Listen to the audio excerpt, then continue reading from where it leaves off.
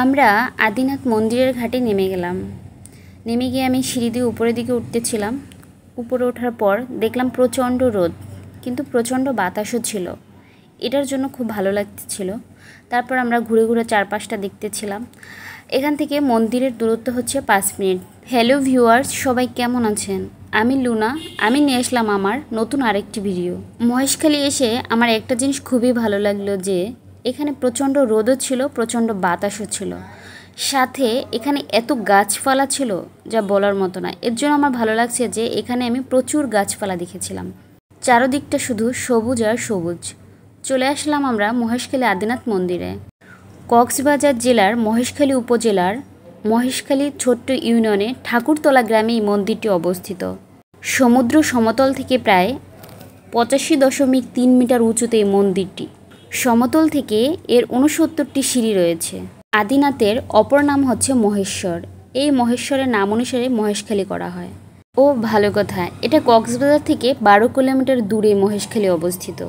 হিন্দু সম্প্রদায়ের দেবদেবী মহাদেবের নাম অনুসারে এই মন্দিরটি প্রতিষ্ঠিত হওয়ায় মন্দিরটি শিব মন্দির নামেও পরিচিত। এই আদিনাথ মন্দির প্রতিষ্ঠিত হয় কয়েক হাজার বৎসর পূর্বে ত্রেতা যুগে। একটু একটু করে মন্দিরের দিকে পদার্পণ করলাম। এই মন্দিরে যতটি মন্দির রয়েছে প্রত্যেকটি মন্দিরে তখন পূজা হচ্ছিল। আমরা একটু একটু করে সবটা মন্দিরই ঘুরে ঘুরে দেখলাম। মন্দিরটি যেহেতু অনেক উঁচুতে, তাই ওখানে বসে কিছু সময় আবার আমরা রেস্টও নিলাম। মন্দির হচ্ছে পবিত্রময় জায়গা, যেখানে আসলে দেখবেন মন পবিত্র হয়ে যায়। খুব ভালো লাগলো এখানে এসে। ভগবান সবাইকে ভালো রাখুক। অনেকটা সময়ই এই মন্দিরে কাটালাম, কারণ মন্দিরে থাকলে দেখবেন খুব ভালো লাগে। এই মহেশখালীতে অনেক কিছু দেখার আছে। যদি কক্সবাজার আসেন অবশ্যই মহেশখালী মিস করবেন না। আদিনাথ মন্দিরের ঘোরা আমাদের শেষ। এখন আমরা মন্দির থেকে বেরিয়ে যাচ্ছিলাম। কারণটা হলো এই মহেশখালীতে আরও অনেক কিছু আছে, আমরা সেখানেই যাব। আমার এই ভিডিওটি না টেনে সম্পূর্ণ দেখতে থাকুন, অনেক কিছুই দেখতে পারবেন। আমরা এখন উঠতেছি উঁচু পাহাড়ে। এই উঁচু পাহাড়েই রয়েছে রাম সীতার মন্দির। আমরা সেখানেই যাব। সেখানে যাওয়ার জন্য আমরা সিঁড়ি বেয়ে উপরের দিকে উঠতে লাগলাম।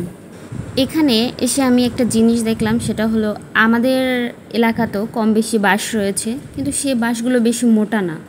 কিন্তু এইখানে বাঁশগুলো এত মোটা, একটা গাছের সমান মোটা হয়ে থাকে। পৌঁছে গেলাম মৈনাক পর্বতের চূড়ায়। আর এখানেই রয়েছে আমাদের শ্রী শ্রী রাম সীতার মন্দির।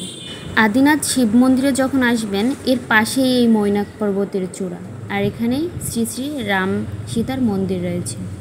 আমরা দুজনেই রাম সীতার মন্দিরে প্রণাম করলাম। মন্দিরটা অনেক সুন্দর হয়েছে, কিন্তু মন্দিরের অনেক কাজই এখনও বাকি রয়েছে, হয়তো বা ভবিষ্যতে আরও অনেক সুন্দর করবে, তো সেই প্রত্যাশাই রইলাম।